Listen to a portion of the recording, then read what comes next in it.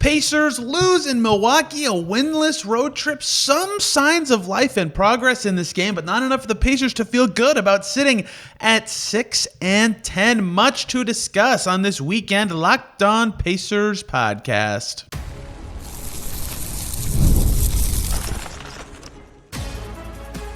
You are Locked On Pacers, your daily Indiana Pacers podcast, part of the Locked On Podcast Network, your team every day.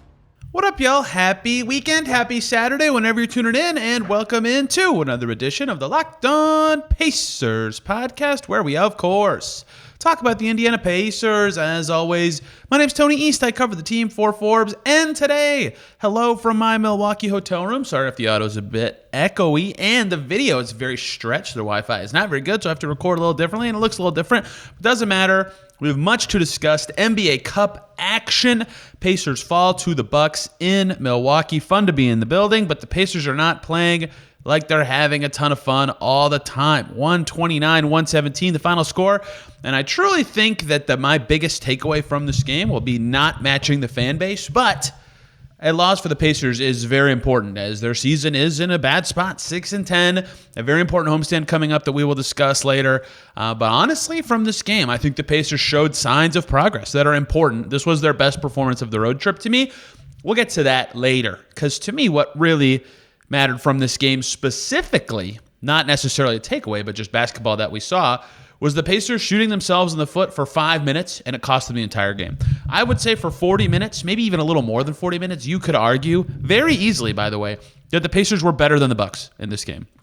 It doesn't matter if you're better for 40 minutes. It's a 48-minute game. The two stretches where this one got away from the Pacers were the very first couple minutes and the very last minutes of the second half. Now, there were a lot of stretches in the last seconds of the second quarter. Now, the second half, the Bucks got it up to 25, and then the Pacers cut it down a bunch, and the Pacers actually ended up winning the second half by 2 points, back and forth, and the Bucks were trying because point differential mattered. So the second half was an even battle despite several runs in big favor of both teams. You could say that those stretches were different, but in the first half, the bookends, to me, are what was killer because the Pacers didn't respond to those the way they needed to. The first one was the first 3.5 minutes, 10-0 Bucks out the gate, right? Carlisle has to call a timeout that fast because of how poorly the Pacers started this game.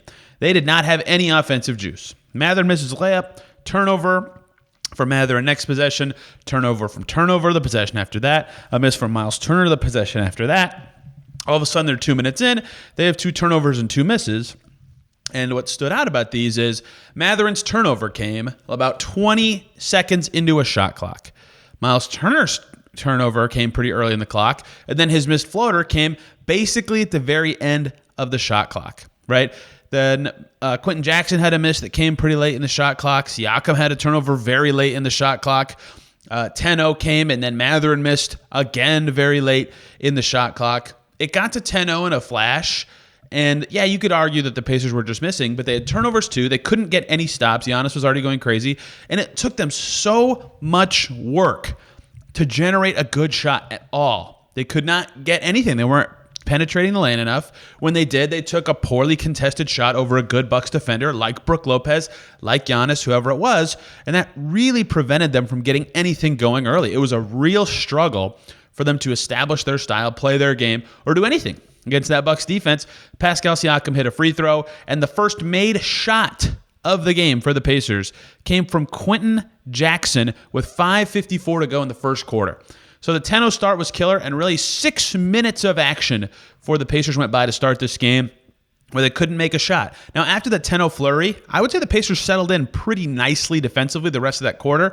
They were trying to wall Giannis. If you remember last season, this was a big part of their success against the Bucks, is they would put someone on Giannis, whoever it was. In this case, a lot of times Myles Turner, a lot of times Pascal Siakam. And then one guy, because Giannis likes to catch at the elbows, one guy comes up in the lane on one side of Giannis, and one guy comes up as high as he can without giving up cuts on the block on the other side to try to prevent him from driving either way.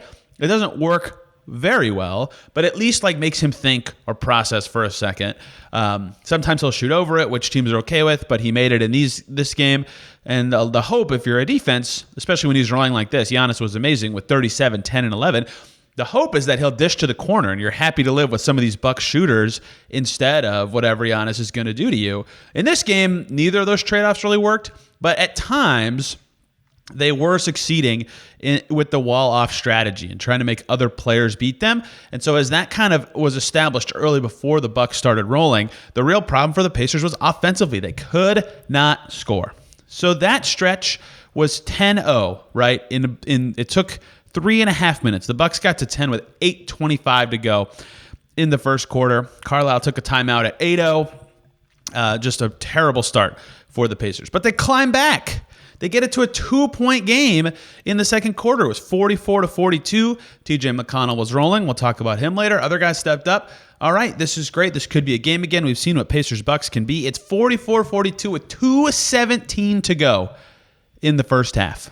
Pacers are 2 minutes and 17 seconds away from being just right there heading into halftime. How do those last 2 minutes and 17 seconds go? Bobby Portis cutting layup, miss Haliburton 30-footer after an 18-second possession. The Pacers get a stop. Jarris Walker turns it over on a rebound, and Bobby Portis scores a 20-foot jumper immediately. Pacers come down and get a bucket from Obi Toppin. So it's a 4-point game with 1 minute and 11 seconds to go in the half. That also would be an acceptable deficit. Immediate Bobby Portis jumper. Dame sets it up. Haliburton misses a quick three. Taurean Prince responds with a 3 in 8 seconds. Siakam turnover. Giannis free throws. Pacers miss. Gary Trent at the buzzer. So they got 2 from Giannis, 3 from Trent, 3 from Prince, and a jumper from Portis, and 2 jumpers from Portis in the last minute 40. All of a sudden, a 2-point deficit with 2:17 to go and a 4-point deficit with 1:10 to go. Pacers were down 14 at halftime. That stretch had a little bit of everything. Unfocused play on offense. It felt like the beginning of the game where it was really a struggle for them to get a good shot, although their possessions weren't quite as long. And terrible defense. Just awful defense in that stretch. And that killed them. Had they been down, I'll make this up, 6 at halftime, they would have had a good chance of this game. They played pretty well in the second half. They only won the second half by 2, but obviously dynamics would have changed if it was a closer game. They would have had a chance in this one. They won the second half in minutes. Obviously, they had terrible stretches in the third quarter. That was the worst they looked in the whole game, was early third, but they responded to that one immediately. It took them forever to respond to the early game stretch, and they couldn't respond because it was halftime to the second quarter stretch. Lots of the second half, they settled in and actually looked better. We'll talk about the second half later when we get to good stuff, as you know we do after losses. But to me, the Pacers lost this game in those 2 stretches.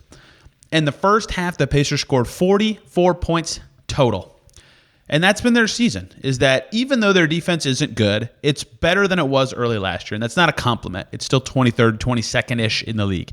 They need to be a better defensive team, obviously. And that's an indictment on everyone, top to bottom, in the organization, that it hasn't been much better. But it's been a little better. Their offense, though, failing them all season, has been the biggest concern in a lot of their record. That was their thing last year. The premise of what would this team be this year is they could be that again and hopefully take a small step forward on defense, right? When I did over-unders with Will Furr for the season, we put offensive rating over-under at 3.5. We both said under, so predicting a top 3 offense. They're below average. And those 2 stretches really highlighted it. One stretch, because the Pacers couldn't score at all, and it took them a ton of effort to get a good shot. And the other stretch, because they couldn't score or defend. Both things they hope to be better at. That's what lost them this game. I asked Rick Carlisle after the game, Rick, compared to last year, it feels like, to me, obviously he might have a different opinion as the coach, but it feels like to me, it's much more challenging for you guys to generate a good shot. Do you agree? And if so, why do you think that is? And he was very quick to go to injuries. And I haven't really talked a ton about injuries to the whole team in the midst of these struggles, because a lot of their losses, even though they've been banged up, felt like games they could win with the talent they had available. Toronto stands out in that way. Orlando stands out in that way. New Orleans a little bit stands out in that way, although the Pacers caught New Orleans like the only time they had both Zion and Ingram fully healthy. Still a game they could have won. Regardless, they still Houston's really good, but that's I guess another one. They've played a lot of games. Oh, Charlotte for sure, where even the banged up Pacers should have had enough talent to win, and they didn't. So that's why I haven't really dove into that. But now we're 2 weeks in. We're 2 weeks removed from when Rick Carlisle told us that Andrew Nembhard would be out 2 to 3 weeks and Aaron Nesmith would be out till December. He said that today. They love 2 point guard lineups. They can do it for 48 minutes when they have Nembhard. And if you count Quentin Jackson as a point guard, I guess they're getting away with that. And full credit to Quentin Jackson for emerging on this road trip. He was not just like spunky two-way player. He was like legitimately good. Regardless, Nembhard gives them 48 minutes of what they like with those point guard lineups. I'm not going to do injuries today. There's something to that. Movement shooter and Nesmith who can beat a closeout. And both those guys can defend. Obviously missing Isaiah Jackson hurts. They haven't gotten what they needed from Toppin at the 5. They didn't play Moses Brown again. They tried Enrique Freeman at the backup 5 at times tonight, and it actually went okay, to Enrique Freeman's credit. But all this to say, injuries are certainly stacking up, and that doesn't even account for missing Ben Shepherd with this oblique thing. Again, another movement shooter who just doesn't mess up that much. They're just disrupted in a lot of lineups. And so, yes, obviously the biggest reason their offense hasn't been as good and they haven't been able to generate shots as easily is Tyrese Haliburton. I'm not going to relitigate Haliburton today. Not that he played great in this game. He was fine. But because I spent almost 20 minutes on it yesterday. If you want more on that, go back 2 days, actually. The Post-Houston podcast from Thursday. But that's a big part of it. In general, though, their bench hasn't been as good. And in general, their offense would not go from 1st to 16th or worse. I don't know what they are after this game. From just that, because Siakam's been awesome and Mathurin's been awesome, it's kind of a lot of everything. And I think injuries are a part of it. I think he's totally right about that. And Haliburton, of course, a factor as well, especially early in the game. So to me, where the Pacers lost this game was consistency. And that's a problem they've had all season. How many times have I said this after a podcast? And I stand by it every time I say it. It sounds excusey, and I don't mean it to be excusey. I mean it as a criticism. They lost to Orlando. They scored 90 points, and their bench was awful. And then their bench was very good or capable enough, like 4 games in a row. They needed their bench to be good that night. It wasn't, right? They keep losing games where if they had something that they've had in previous games, like Houston, if Haliburton was good, they win that game. They had good Siakam. They had another good starter. They had a good bench. They didn't have good Haliburton, but they had good Haliburton against New York and Dallas and kind of Orlando, right? There's lots of games like this where if they just had something that they didn't have in other games, they would win. And obviously, if they had everything every night and were undefeated, this would be boring. But the point is, they haven't been able... they haven't had a game all season where they've just blown someone out and looked good for 48 minutes and had a performance like that. They've had one double-digit win. So all this to say, consistency's been a problem for them all year, regardless of who's playing, regardless of who they're playing, regardless of who's available. Even when they were healthier early in the year, they really have struggled with consistency, no matter who's out there and why. And this game really highlighted it because outside of those 2 stretches I just described, I can't do math fast enough. A 14-2 run in 2 minutes and a 10-0 run to start the game. That's a 24-2 run that spans about 5.5 minutes in total. But it's plus 22 for the Bucks. Pacers lost by 12. So they were plus 10 in the other 44 minutes of this game. They legitimately did good things in this basketball game against the Bucks. But inconsistency just kills them all year. They struggled to get good Haliburton, effective Siakam, Mathurin, a useful enough 4th starter, and a good bench. They haven't had that at all. In their best games, their stars look the best, and that's why they've won, but they haven't really gotten that. The closest they got was Boston, and guess what? They won against the Celtics. That's a huge, massive win. Every win they have is huge. They're 6-10. They need every win they can get.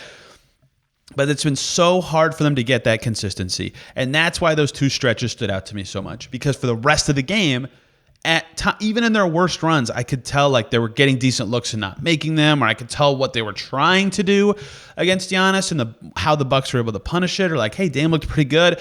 Bobby Portis hit 3 threes in the first quarter. He's hit 12 threes all season before this game, right? I got what they were trying to do, just it wasn't working as well. Those stretches, I either didn't get what they were trying to do, or it looked extremely challenging.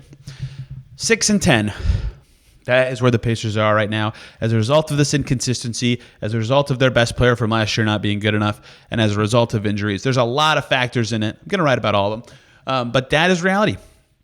That is reality. They have a very important homestand coming up. We'll be talking about that at the end of this episode. I do want to talk about, as we do after losses, we bury it late, some good stuff. It was not all bad. In fact, like I just said, for 44-ish minutes, maybe a little less than that, 43, 42, Pacers were probably better in this game. How? Who was good? Who shined? What can the Pacers take away from it? Can they do it again? And why is this next stretch so important? We'll talk about that coming up next.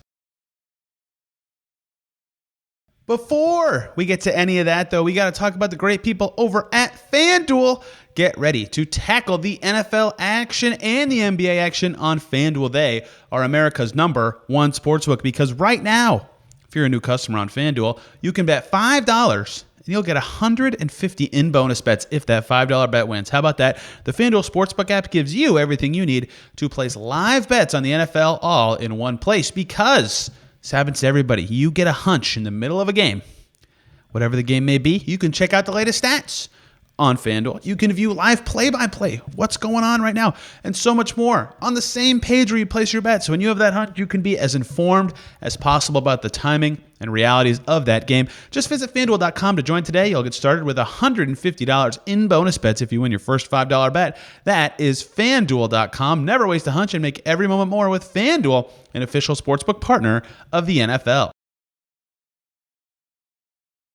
Back here on Locked On Pacers. Thanks for making us your first listen on this lovely weekend today. Make your second listen Locked On Bucks to hear about their side of this victory. And make sure to check out, as is now on the screen with a nice QR code on YouTube, the free Locked On Pacers newsletter that you can check out every single day. Little writing blurbs from me. Hear more about the NBA. Hear more about this podcast. It's a great way to get things straight into your inbox. And again, free. Absolutely free. Okay, Pacers Bucks was not all bad, I promise. Some good stuff did happen. I will say this. No one wants to hear it. He's had a bad season. I just ripped him for 18 minutes yesterday. Historically bad volume and efficiency combo. Tyrese Haliburton in the second half of this game had 12 points and 5 assists and made 4 of his 6 threes and came alive. And in the first half, people will laugh their butt off at this. His stats were not good. He was 2 for 7. He missed all 4 of his threes and had 4 assists. He made 2 threes that he took right when a foul was called, and they both went in. And I thought, man, that's got to be frustrating for someone of that, in that reality. Very emotional postgame. Haliburton, it was his mom's birthday. He's back in his home state.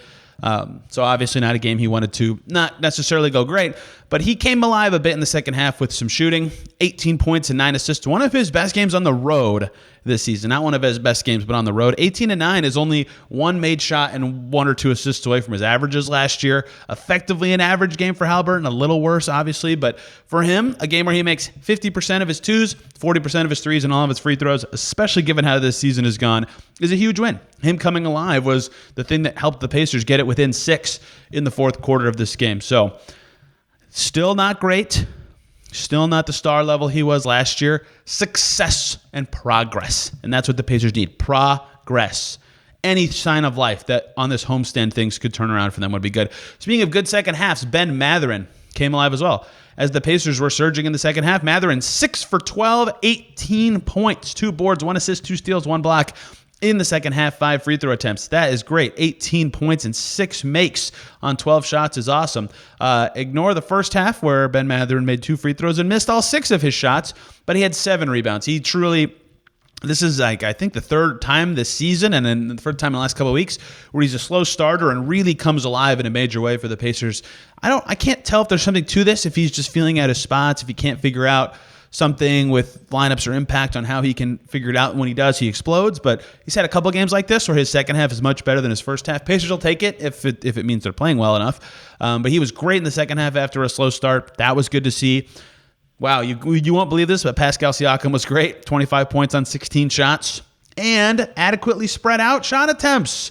Congratulations to the Pacers. 9 in the first half, 7 in the second. Still not perfect balance, but for a guy who's averaging almost 4 shot attempts more per game in first halves than second halves this year, that's good to see. Myles Turner efficient on offense. 8 rebounds. Did good against Brook Lopez on the glass tonight, but had a few too many turnovers in this one. He was fine to me. Quentin Jackson made half of his shots on his way to 9 points and 3 assists. Like lots of guys did good stuff, but the problem was their 2 starting guards only did it in the second half. Right, that wasn't enough from their starting 5 to get it done, especially with Giannis playing the way he did again, 37, 10, and 11. And Damian Lillard had 24 and 13. Remarkable stuff from the Bucks in that way. TJ McConnell was the story of the game. I'm a little bummed we didn't get to talk to him post-game, but such is life on these road games. Teams are traveling and getting out quick. 6 for 8, 12 points, 8 assists, 3 steals, 2 rebounds, 1 block, plus 15. Nobody else was higher than plus 9. Shout out to Johnny Furphy for actually doing good stuff and earning that plus 9, flying in for some offensive rebounds and making a 3. McConnell was amazing in this game. He just picked apart the Bucks, got wherever he wanted, skated into zones, got into the lane and flipped it over guys, was setting up his teammates. A speedy, huge engine against the Bucks. They could not stop him. Remarkably good game from McConnell, who had a bad night in Orlando that the Pacers probably win that game if he's good.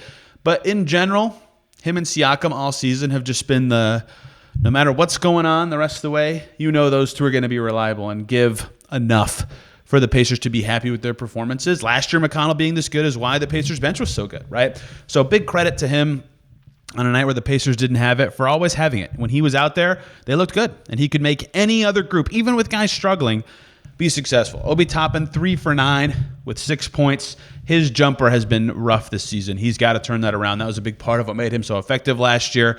But he was only -4 because playing with McConnell really helped him. Jarris Walker, not looking better than last couple games. Not as many turnovers. He goes 2 for 4 with 6 points and 6 boards.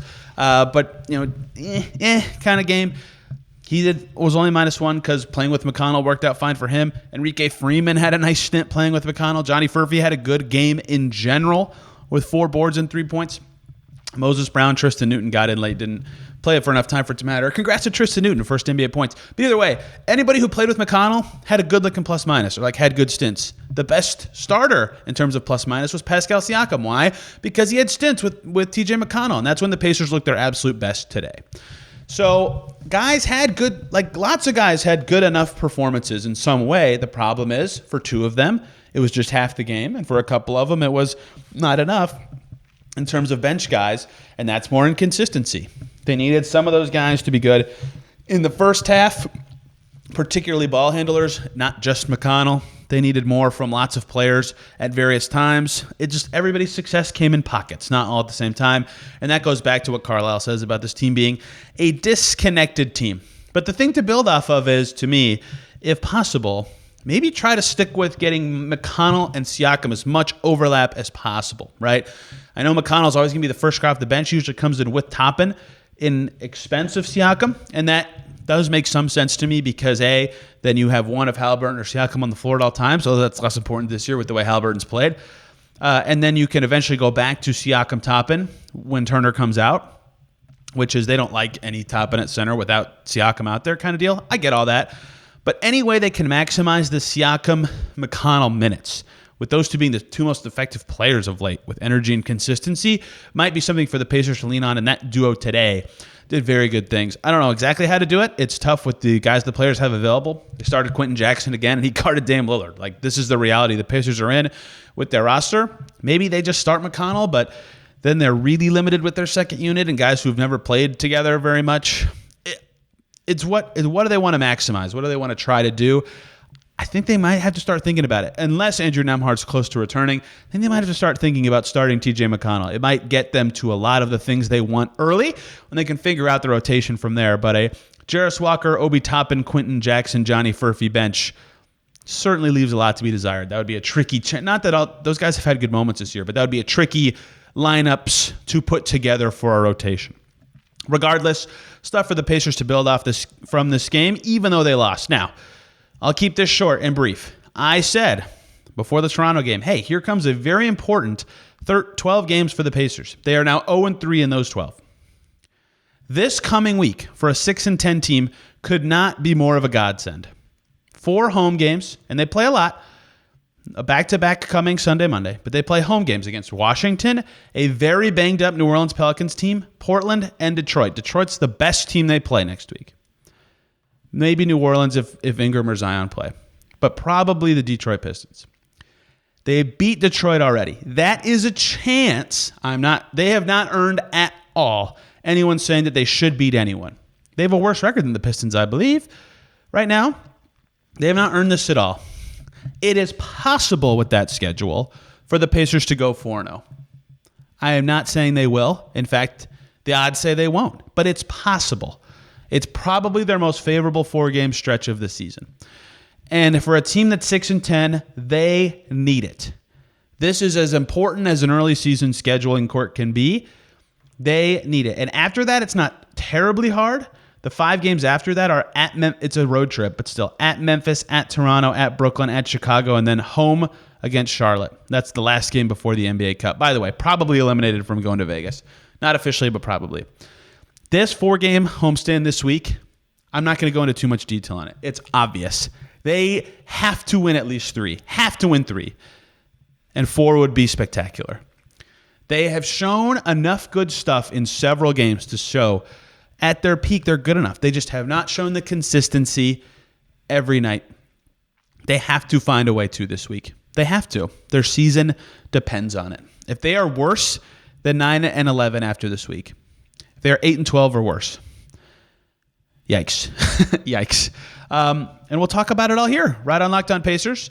Sorry for the echoey audio or the odd video, but hey, such is life on the road with these Wi-Fis. I'm sure this will take an hour and a half to upload, but that's okay. I had a lot of fun watching this game, and I hope you guys enjoyed this podcast episode. We'll be back Monday talking Pacers-Wizards. All right, Pacers-Wizards as the Pacers kick off their homestand in Cambridge on Sunday.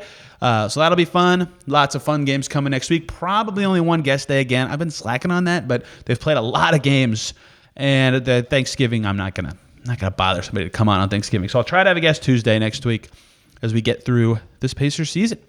Lots of good stuff coming. Thank you guys for listening today. Hope you're having a great weekend. If you're listening after or before IU's football game, I am very nervous. I am very nervous. Go Hoosiers. Looking forward to it. Thank y'all for listening. Have a wonderful day. We'll see you very soon.